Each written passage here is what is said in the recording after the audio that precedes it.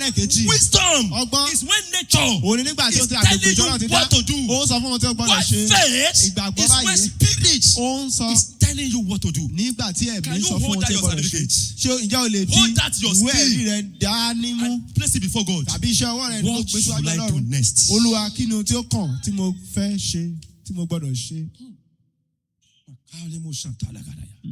He said those who are led by the Spirit. Can you hold that certificate? Place it before God. God, this is what I used my 4 years to spend. This is the skill in my hand. I'm very good in AI. I'm very good in computer. I know much about Amazon. God, this is what I have. What will I do next? Because as long as wisdom is concerned, it is nature. As long as faith is concerned, it is what? It is spirit. Am I talking to somebody now? Should we move further now? Now look at everybody. So now look at everybody. So for wisdom now, it is key. For faith, it is gift. Look at me, everybody. I will tell you the difference between skill and gift. There are some of you don't need a gift of the spirit in quotes like that. God only need to anoint your skill. The moment God anoints your skill, you're not getting me. I take it for the second time. That handwork you want. Because you are not among the fivefold. Don't be praying for gifts you don't need. Am I talking to somebody now? If God is calling you to academics, what do you want to do with the power to heal disease? But you needed a gift of the Spirit. Now, what is now gift you need at that time? It's when the anointing of the Lord rest upon your skills. Stay in your tailoring. And let me show you how anointing can rest upon you. And you become Vicky James of your generation.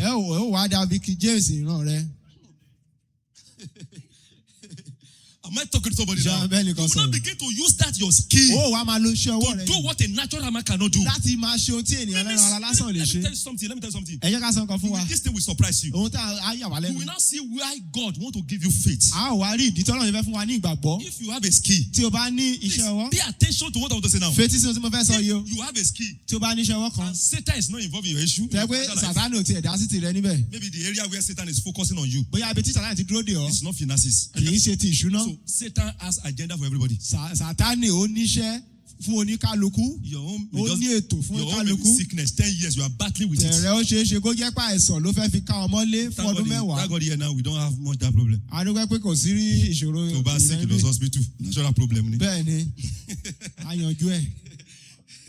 So what I'm telling you is that now once Satan is not involved, and it is those natural issues, and you have a skill, you are solving problems, you will be averagely okay.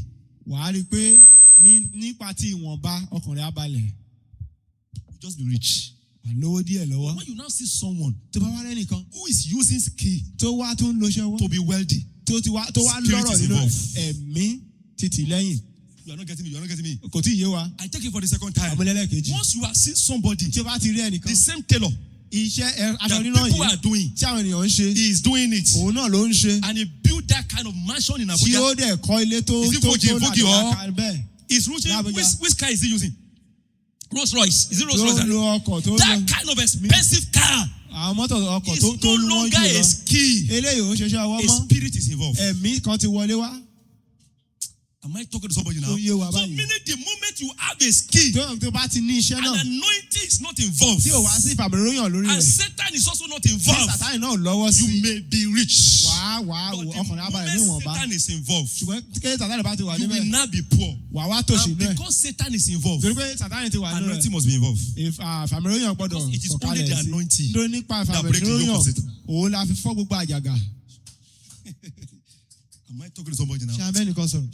Should we move further? Should we move further? Ṣáà lè tẹ̀síwájú. So where we are going to today, Ibi tí a ń lọ lónìí. what I want to show you today Ohun tá a fẹ́ fi hàn wá lónìí. is how to carry just one thing. O ní láti lè gbé ohun kan. And the name of that thing is anointing. Orúkọ náà la pè ní I ìfàmìróyàn. will show you how you can effortlessly enter into the economy of the A anointing. máa fi hàn wá bí a ṣe lè wọ náà gbọ́n. Because you will be surprised after today's message Ayé àwa lẹ́nu pé that lẹ́yìn the wàásù tí blessing o of the Lord wípé ìbùkún Olúwa. is the anointing of the Holy Òun Ghost. gángan ni ìfàmìróyàn ẹ̀mí mímọ́.